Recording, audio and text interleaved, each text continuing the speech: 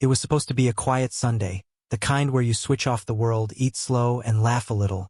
Instead, I found myself sitting at the end of a long oak table, a dozen eyes glancing toward me as my wife, Claire, turned lunch into her private stage. "Honestly," she said, cutting her roast chicken with exaggerated precision, "Ryan can't even fix a dripping tap without calling someone. Imagine trusting him with something important."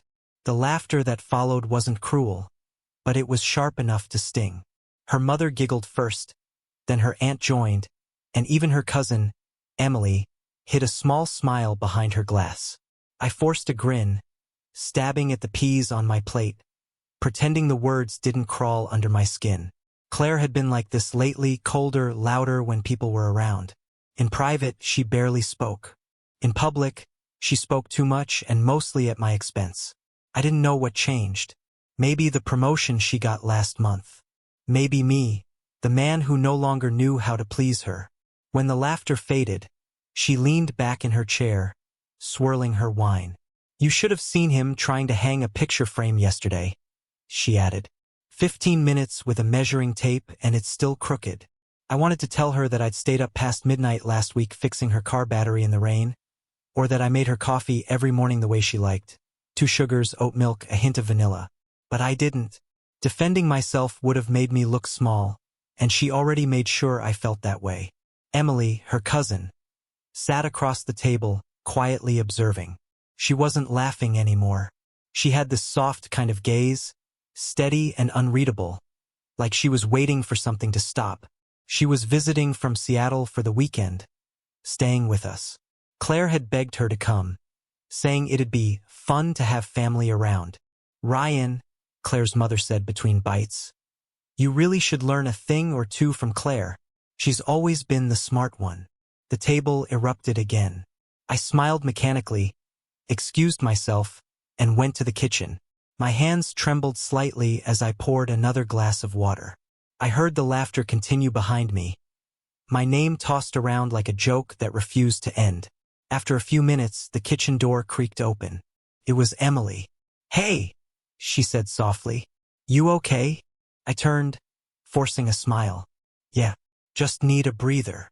She walked in, closing the door behind her. "You don't have to act like that didn't bother you." I could see your jaw clench from across the table. I laughed weakly. "I'm used to it. She's just showing off, I guess." Emily leaned against the counter, arms folded. "She's crossing a line. You know that, right?" There was something disarming about her tone. Calm but firm, like she wasn't afraid to name what others ignored. I looked at her properly then. She wasn't glamorous like Claire, but there was warmth in her eyes. "She's family," I said, shrugging. "Maybe she thinks it's funny." Emily tilted her head. "And do you?" I didn't answer. When we returned to the table, Claire had moved on to a story about her office. I barely touched my food. My appetite had gone somewhere quiet, probably hiding with my pride. After dessert, as everyone lingered over coffee, Emily brushed past me and whispered, "Can we talk upstairs? Just for a second." I froze. The room blurred for a moment. Laughter, clinking glasses, the hum of the ceiling fan. Then her voice again, low, steady. "Let's go upstairs." I didn't know why, but my heart stuttered. Something about the way she said it, neither flirtatious nor hesitant, felt deliberate, almost urgent. I nodded once, quietly, and followed her. Upstairs, the hallway was quiet except for the soft creak of the floorboards beneath our feet. Emily led the way into the guest room she was staying in. The curtains were half drawn, sunlight spilling across the beige carpet. She closed the door gently behind her, not locking it, just creating a small bubble of silence. For a few seconds, neither of us spoke. I could still hear the faint hum of conversation from below, Claire's laughter rising and falling. Emily turned toward me. "You know," she said slowly, "she's been doing that for years, mocking you like that. I saw it even when you two first started dating. I thought it was just her way of teasing. But now," she shook her head, "now it's cruel." I leaned against the dresser. "It's fine. I guess some people need to feel superior." "No, Ryan," she said, her voice firmer. It's not fine. You're her husband. You deserve respect. I watched you make her coffee, fix her car, care for her when she was sick, and all she does is belittle you in front of everyone. That's not partnership. That's performance. Her words hit harder than I expected. Maybe because no one had ever said them out loud. Not even me. Why are you telling me this? I asked quietly. She hesitated. Because I know what it's like to be unseen. To give everything to someone who only remembers your flaws.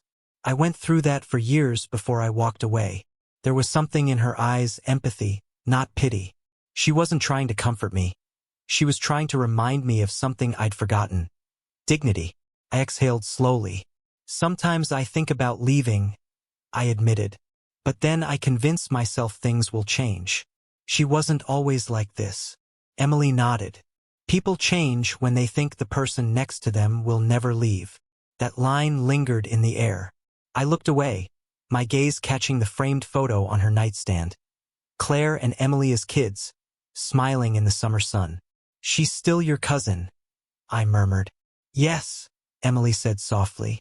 But that doesn't mean I have to agree with what she's become. A long pause settled between us. Outside, a bird called from the garden. The world seemed very far away. Then, in a quiet voice, she said, "You should go downstairs first. I'll join in a minute. But before you do," she took a step closer. "Don't let her humiliate you anymore. Not today, not ever again.